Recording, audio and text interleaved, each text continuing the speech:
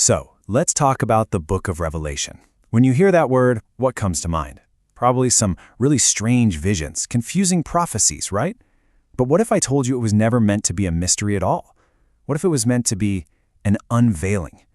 In fact, Revelation is the only book in the entire Bible that kicks things off with a very specific promise to anyone who just reads it.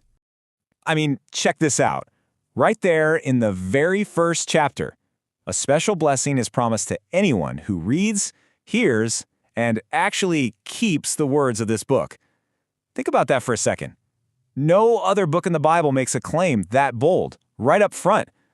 It's like a giant invitation saying, hey, pay close attention to this. And a big part of that invitation is just getting the title right. We hear apocalypse and we immediately think of, total disaster, end of the world stuff. But the original Greek word, apocalypsis, it means the complete opposite. It's not about hiding something or making it confusing. It literally means an unveiling or a disclosure. And it's not unveiling some big, scary event. It's the unveiling of a person, Jesus Christ. Okay, so if it's an unveiling, how does it actually work? Well, the cool thing is the book gives us its own roadmap, a perfect outline right there in chapter 1. John is told to write down 3 things. First, the things which thou hast seen, and that's the incredible vision of Christ he just saw in chapter 1. Second, the things which are, and these are the messages to 7 specific churches. And third, the things which shall be hereafter, which is all the prophecy from chapter 4 all the way to the end. For this explainer, we're going to zero in on that crucial middle part, the things which are. And this is where things get super personal. Chapters 2 and 3, they're basically a series of, divine report cards. And they're written by Jesus himself, sent directly to these churches. He doesn't pull any punches. He tells them exactly what they're doing right and exactly where they're dropping the ball. So he sends these letters to 7 real historical churches. They all existed back in a Roman province called Asia, which today we know as modern-day Turkey. And they were all conveniently located right along a major postal route. But here's where it gets really interesting, right? This is the big question. At the time, there were way more than 7 churches in that area, probably over 100, and many of them were much bigger, way more prominent. So why these 7? The thinking is that these 7 weren't just picked out of a hat. They were chosen because they represent 7 timeless, universal profiles of what a church can be. You've got the one that's doctrinally pure but has no love, the one that's faithful but getting crushed, the one that's super rich but spiritually bankrupt. Together, they create a complete diagnostic tool. To see what I mean, let's just dive into the very first report card. All right, our case study, the Church at Ephesus. The name Ephesus itself is pretty telling. It means the desired one or darling. And this was a big deal city, a huge center for business and religion. And you know what? The church there, they were knocking it out of the park on a lot of things. I mean, just look at this performance review. You could almost see it on a spreadsheet.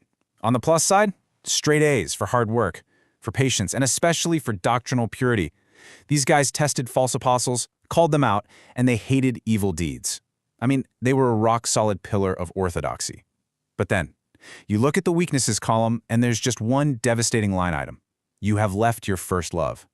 And the consequence for this one single failure, it's severe. Jesus warns them, you need to repent or I'm coming to remove your lampstand.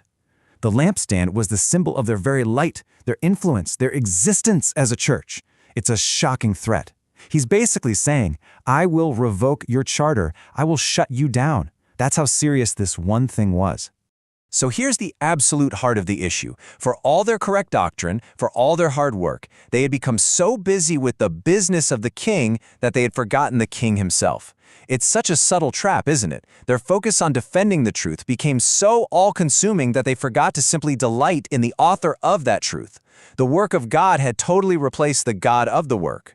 And this points to a classic tension, one we see perfectly in the story of Mary and Martha.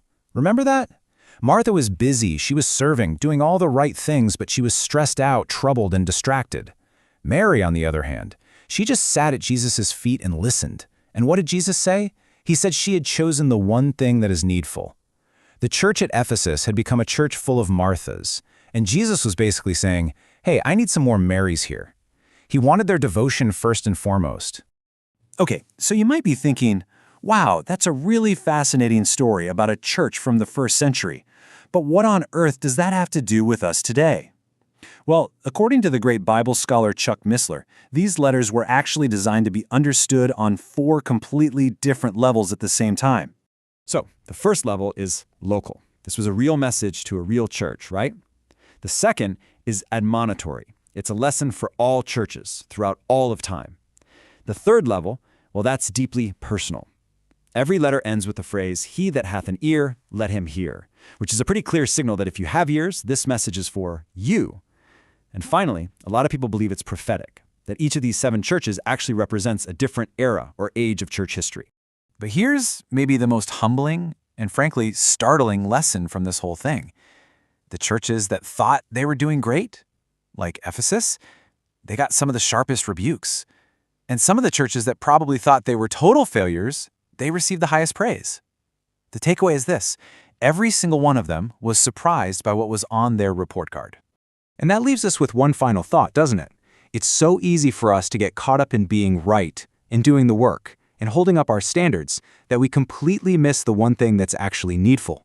So if Jesus were to send you a personal report card today, what do you think would be on it? And maybe more importantly, what do you think would surprise you?